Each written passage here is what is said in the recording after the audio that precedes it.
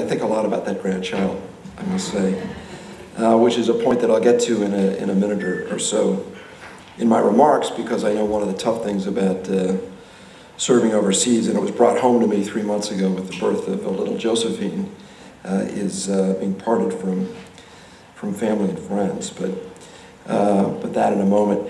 Let me start off by thanking you very much, Susan, for those introductory remarks. Wishing you all good morning. I think it's terrific that you've all taken the time to, away from your jobs and families and other pursuits, to come here to join us today. And I'm very happy to have the chance to be the warm-up act. It doesn't mean I'll be telling a lot of jokes here, folks, so it's kind of not my shtick, but I do hope I can say a couple of things that are of interest to you. And I want to start off by saying something that doesn't get said enough, quite frankly. But I figure I'm the guy who is in a place to say it. And for all of those of you who work at the VIC, the IAEA, or UNODC, or CTBTO, or any of the other alphabet soup of organizations, or if you are here as a family member, I just want to thank you, because what you're doing is important, both representing the United States in a sense, but also carrying forward the work of those critical organizations, and the work you do and the sacrifices you make are valued by the U.S. government.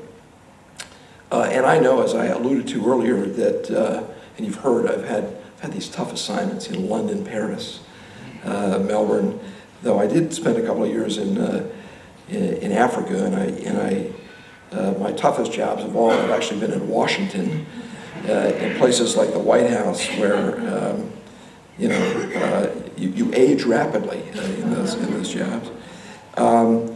And we all of us in my business, in the Foreign Service of the United States, we either start off with this impulse or we quickly develop it, which is we want to go serve overseas because we're the Foreign Service, and that's what we're supposed to be doing. And it's exciting work, it's rewarding work, but as I said, it's got its downside, it's got its challenges, and it's stressful. It's a difficult adjustment often for families, even in a place like Vienna, which has just about all the amenities you could want, if you can afford them, I guess. Now, there are lots of Americans working at the VIC. I think you all know that, those of you who were there or have spouses who were there. It's a big community. I know this because on a couple of occasions I've said, kind of like, Fezziwig in A Christmas Carol, let's invite everybody. And I'm told, well, sir, that's not quite so easy to do, because there are hundreds upon hundreds, and your budget doesn't really allow us to invite everybody to your house, which, by the way, won't fit everybody. But that's one of the reasons why I think this particular initiative is so terrific, because it's a chance really for Americans to come together, not just Americans, but also those interested in opportunities for Americans at the VIC to talk about their experiences, to network, and to try to build a better American community in Vienna. Not always easy, given all the distractions that we've all got. But let me start off with some thank yous of my own. I want to thank Dunbar Lockwood and the Next Generation Safeguards Initiative of the National Nuclear Security Administration for the very generous, let's face it, we couldn't do it without it, financial support that they have provided for this workshop. Likewise, I want to thank Susan Pepper as well, and the International Safeguards Project Office at Brookhaven. They are the founders of the feast to a great extent, for their support for this workshop, and indeed for their support for U.S. citizens working in international organizations like the IAEA, as well as I'd like to thank the Argonne National Lab for their support. At the U.S. mission, some of these names have been mentioned, but Al Carrillo over there, Ashley Rotund, she's in the back, for their efforts to coordinate and support the workshop. And now we come to the real angel of this effort, Donna Ochegrosso, who's again back in the back. This workshop, to a much greater extent than these kinds of efforts are, is the product of one person's impulse, one person's vision, one person's entrepreneurialism and energy, and that person is Donna. She saw a need to reach out to the American community at the Vienna International Center. But what was so impressive, as I've alluded to, and as this gathering attests, is she didn't just see the need, she took the bull by the horns and she did something about it. She came up with a plan, she got the resources to make the workshop happen, and then she did all the legwork, lined up the presenters, and organized the topics and reached out to all of you. So Donna, thank you again very much for that. Now, looking at this group, what's a little bit sad to me as the American representative here in Vienna is I don't know all of you. I know some of you. I wish I knew all of you, and that's one of the other great things just personally, selfishly, about what it is we're doing today is not just me, myself, and I, but all of our colleagues at the mission will get a chance to mix with you and meet you and hear from you directly about how we at the U.S. mission can do more to help you in your hard work. I know that if I don't know you, it could well be that you know people already at UNVI, the U.S. mission to international organizations here in Vienna. If you don't, now's your chance. Grab me or anybody from the mission and get to know them and pick their brains and ask for their help and provide your comments. But what I'd like to start off doing, and for some of you this is going to be sort of, very basic 101 information. You can do your BlackBerry or tune out if you wish, but what I'd like to do is review a little bit about what the U.S. mission does. Kind of a mystery, sitting up there on the 37th, 38th floor of the IZD tower, overlooking the Vic from our kind of eagle's nest. I joke with the Director General of the IAEA that I spy on him from up there with powerful optical devices. That is not true. Actually, I do have little binoculars, but I spend most of my time looking at all the wonderful folks boating on the water and thinking that that's where I would kind of rather be. But I'd like to talk about the mission, then I'd like to talk about why the U.S. government thinks this work is important, and increasingly that's the case, especially with this administration, this work that you do in international organizations. But I don't want this to be a dry lecture, so I'll try to be brief, factual, informational, and then switch off and go to your questions and comments if you've got them. Now, first of all, at the very macro level, and most of you know this, there are three, not just one, but three U.S. embassies or missions in Vienna. There is our embassy to Austria, led by Ambassador Bill Eco, which is kind of the big daddy mission, since they've got all the moving parts of a regular embassy, a commercial service, a medical unit, consular office, all the bells and whistles that you would find in a normal bilateral mission. And then we get to the international or global level, which is what we do, and I want to talk a bit about that, because what we do at a very prosaic kind of everyday level is we represent the United States government and all the departments of the U.S. government to the 8 international organizations headquartered in Vienna, some of which are directly part of the United Nations system, some of which are technical agencies that have kind of a dotted line relationship to the United Nations, but nonetheless, when people talk about the UN system writ large, all 8 of these organizations are part of that grouping of of organizations.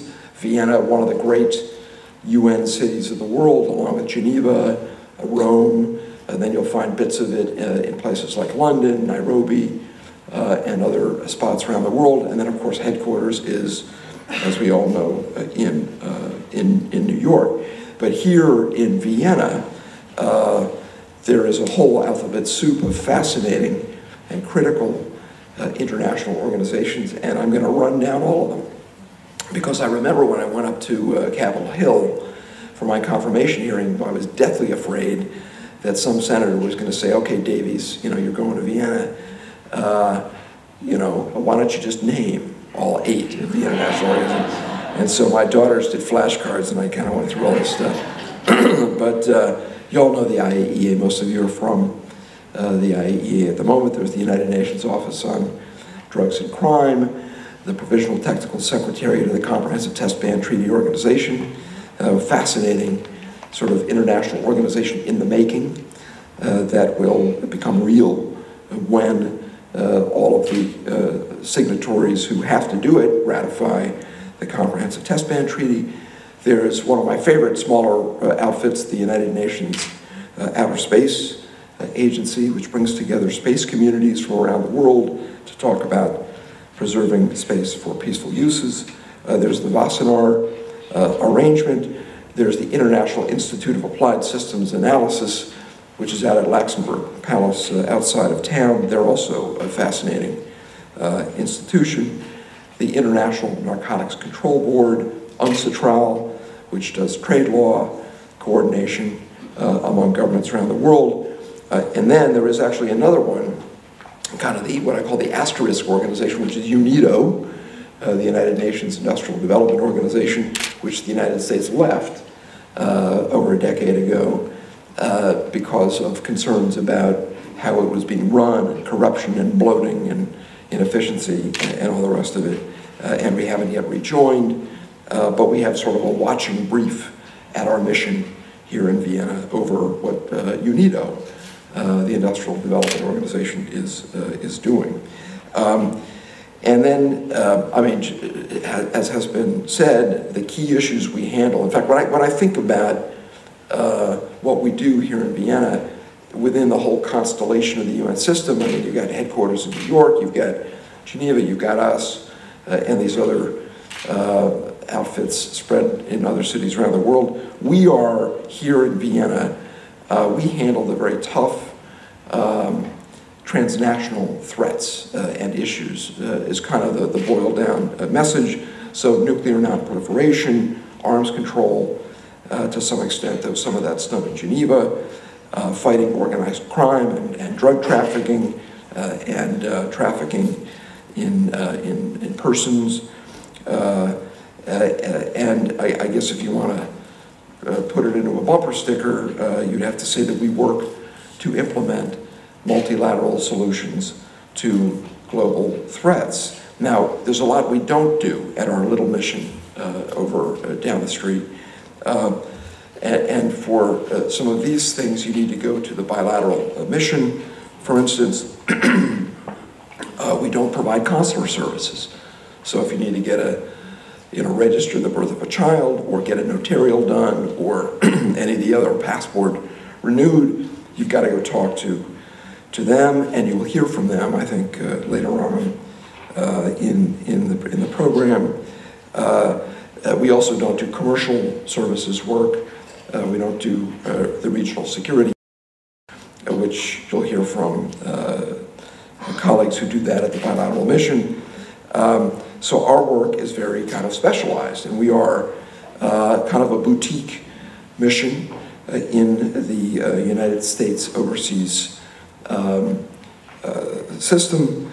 And here's who we are. We're about 24 employees, so it's not big. From the Department of State, the Nuclear Regulatory Commission, and a number of different aspects of the Department of Energy. And what we do every day, which is always something I'm asked by my daughters and my relatives, always difficult to explain, is we work to ensure, at its most basic kind of no-nonsense level, we work to ensure that the $250 million a year that Uncle Sam provides to all these organizations is used properly. We also provide a link between these organizations. I'm actually accredited to them. So if I were, assigned to country X, I would go present my credentials to the head of state of country X. Here, when I arrived, I presented my credentials all across these organizations in the VIC to the directors general and the executive directors and the other heads of these offices. So our job is partly to help them understand what it is we, the United States, think about these various issues, and in a kind of a hard-nosed way, get them to try to do what we want them to do, but then also to explain to Washington the realities of what it is these 8 organizations are up to here in Vienna. We also, I'm proud to say, host the most visitors of any of the 3 U.S. missions here, despite the fact that we are the smallest. About 1,000 U.S. government visitors come from the whole gamut of executive agencies: State Department, Energy, Commerce, Defense, Justice, Treasury, White House, NASA, DEA, and on and on and on. So a constant flow of people from Washington here to help us out, attend meetings, and so forth. So, it boiled down. What we do, what my team does at the mission, is we pursue U.S. interests in these organizations, and we engage in consultations and negotiation with other delegations to support U.S. policy goals. We also write a lot of telegrams, and if you follow the WikiLeaks scandal, some of our stuff, I'm sorry, excuse me, but I see political commissars in the back. Some of our alleged cables are part of that trove that's gotten out there. And I have to say, just as an aside about WikiLeaks, that we get grudging respect from people at the VIC and people in other embassies who, when they read this stuff, they say, wow, you guys, you actually are following what's going on, and you're pretty good writers too, and that's interesting. So it was a very cringeworthy moment, still going on, but it had its slight bright side to it. Now, reaching back to Washington and just talking about kind of how the structure works back there, within the Department of State, which is our parent agency at the mission, and of course the State Department has responsibility for running the 260 or so embassies and missions and other offices overseas. My mission, our mission, UNVI, belongs to the Bureau of International Organization Affairs, which goes by inevitably the initials IO. And IO has been around ever since the UN's been around, and it's the parent bureaucratic entity back in the State Department that oversees what we do. And some of you may have spoken with officers in IO before getting your jobs and coming out to Vienna, and we do have Chris Clem here, which is terrific. He's been introduced, who advocates for the hiring of American citizens, and he'll speak to you a little bit about that process a bit later on. Now, the State Department is just the kind of the spearhead organization because DOE takes a huge direct interest in what we do, and plays a big role. Witness this workshop, which is very much a DOE supported effort. And then, of course, other government departments from around the U.S. government also have a big interest, as I suggested when I listed all of those who send visiting firemen out to Vienna to help us out.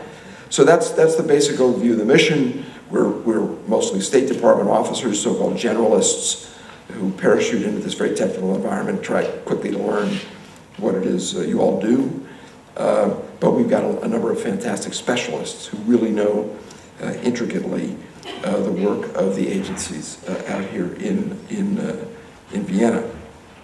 Now, of the the interests that we pursue and support and defend and advance, one of the most important, quite frankly, is making sure, and again, this topic's already been raised, making sure that the United States gets bang for its buck. We're spending $250 million bucks, and part of that bang for the buck is constantly working with these organizations twisting their arms to hire Americans to come work in the VIC. And it's a constant, I don't want to say struggle, but it's a little bit of an uphill climb. Because, why? Because we've got 150 countries who are over there, and they're all trying to do the same thing. And some of them, quite frankly, some of them, it seems to me, come out here to Vienna, and that's their only job, is to try to get these organizations to hire their nationals. And you know, many of you very well, because you're inside these outfits, you know to what extent geographic balance is one of the holy of holies in the UN. And I don't know how many times I've been told, well, gee, we really like Sally or Sam, they'd be great at this job, but you know, we've got a Spaniard, or we've got an Indonesian, or we've got an Australian, and you must understand, Ambassador, that we have to go in that direction. But we do it. We fight for Americans to be employed at the VIC, and we do it for reasons that go just beyond the kind of Ronald Reagan, I paid for this microphone rationale. We do it because it's very much in our interest, the U.S. government's interest, and in the interest of these organizations that Americans be here. There's huge value that we attach to that. Now, why? Well, there's the money reason. I told you we paid for this microphone, we paid for this organization in large measure, so you better hire folks. There's another kind of very straightforward reason for that, and that is Americans are good at what they do. Americans are often very well qualified for the jobs that they're seeking.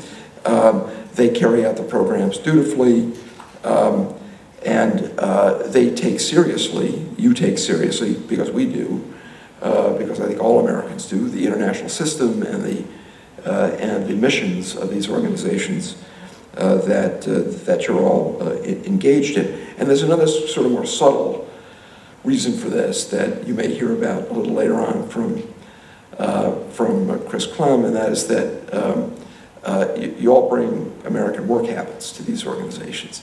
And you know what I'm talking about, habits like taking initiative, taking responsibility for ideas and for projects, and constructive dissent, which is not always the easiest thing to find at the VIC because of the cultures that so many bring, I think, to their jobs and so on. There's a little bit of flattery here, but it all happens to be true. But the bottom line is we think international organizations are valuable and we want to see Americans working in them. However, it hasn't escaped my attention that I'm standing here telling you how valuable the United States government takes work in international organizations while there's a presidential campaign going back in the United States, and we're hearing all kinds of voices. Some of them, but they haven't quite gotten to this phase yet in the wackiness of the presidential campaign, but they'll get there soon, I guarantee you. But we're starting to hear burbles about, you know, the UN and the international system. And of course, we've heard this from some members of Congress and some in the public. And one of my favorite posters that I see when I drive up Route 15 to my wife's home near Gettysburg, Pennsylvania, is it's something like, it's in a field, it's been there for 25 years, big billboard, you know, get America out of the UN.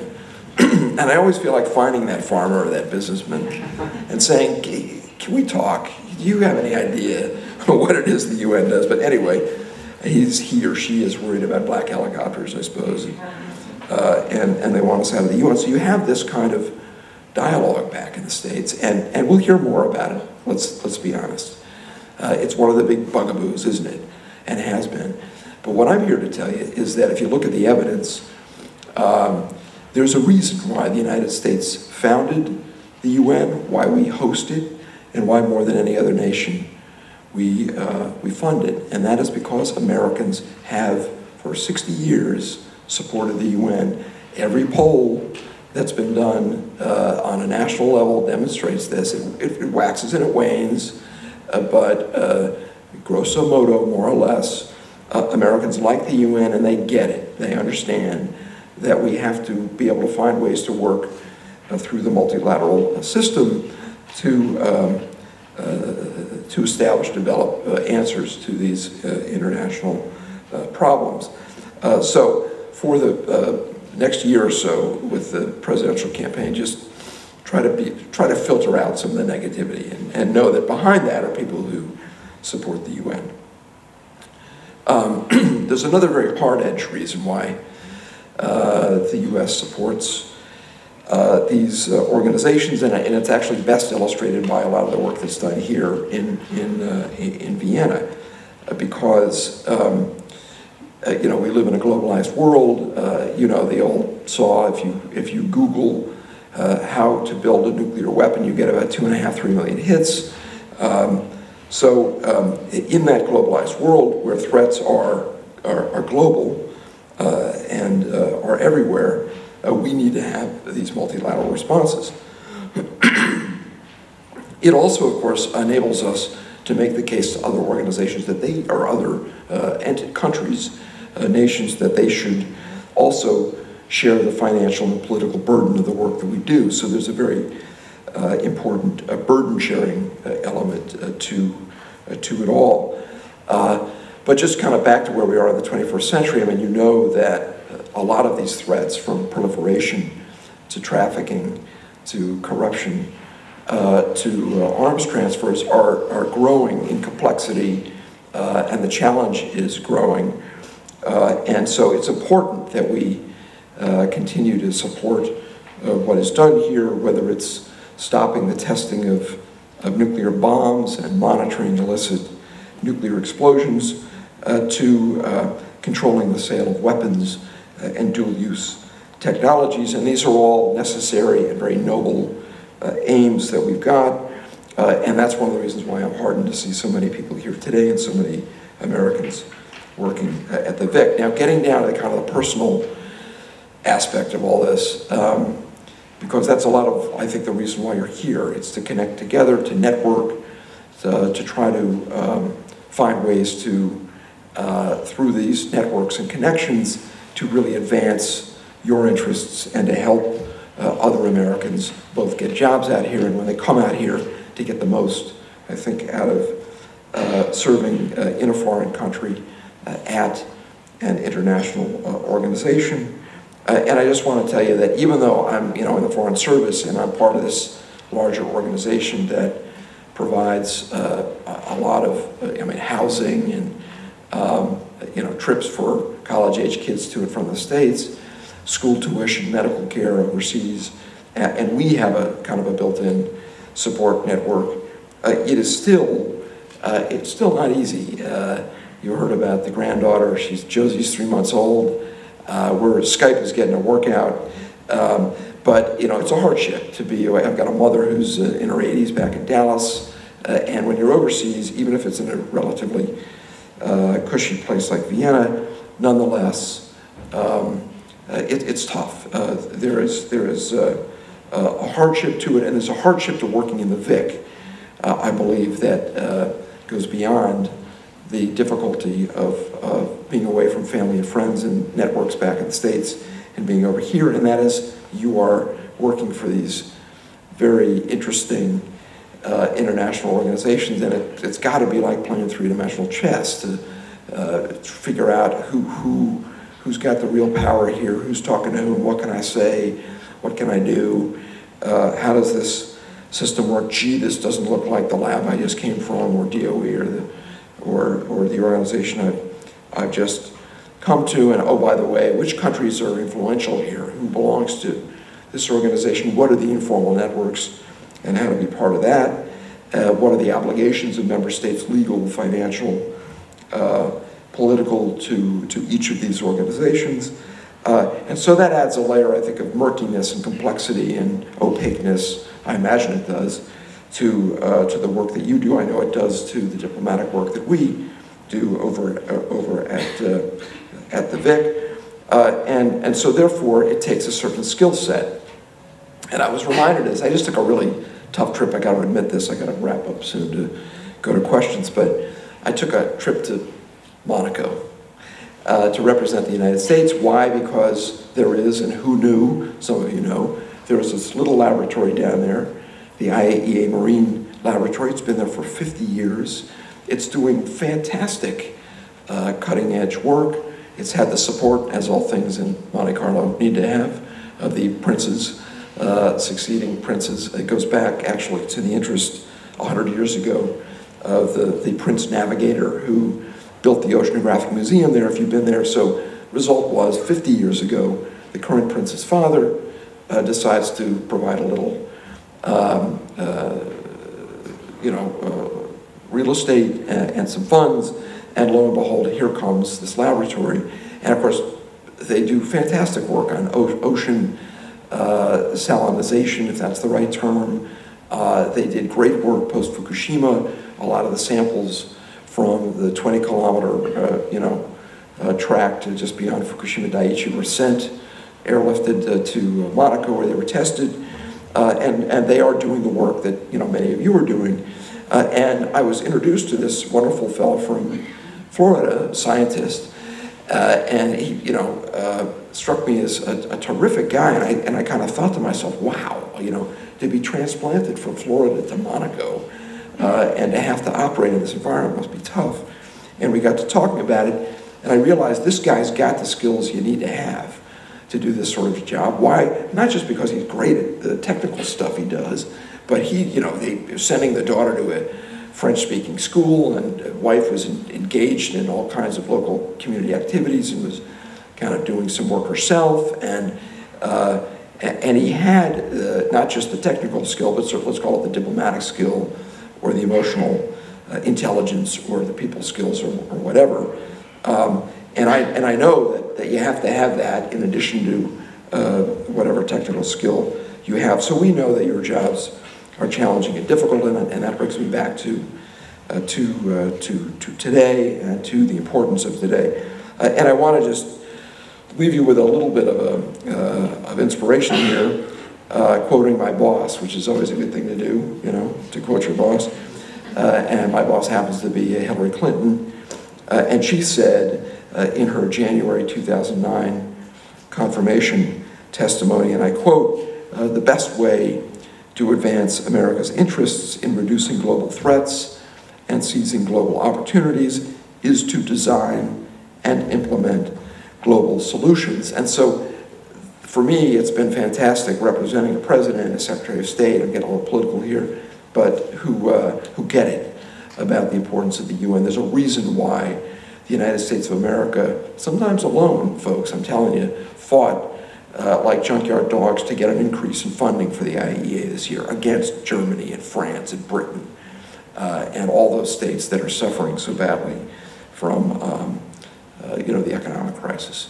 And that's because my leadership gets it. There's a reason why Hillary Clinton announced the $50 million Peaceful Uses Initiative last May at the review conference of the NPT in New York. And so I just want to tell you that if it's not always clear to you on an everyday basis that you have a government that's behind you, and a mission, certainly, that is very much behind you. So I hope this workshop is a fantastic success. I hope it leads to great networking throughout the year. I hope it leads to other workshops, and I hope that tonight we're having a little reception at my house, that y'all come and bring your partners or spouses. And I want to thank you so much for having me here today. Thanks.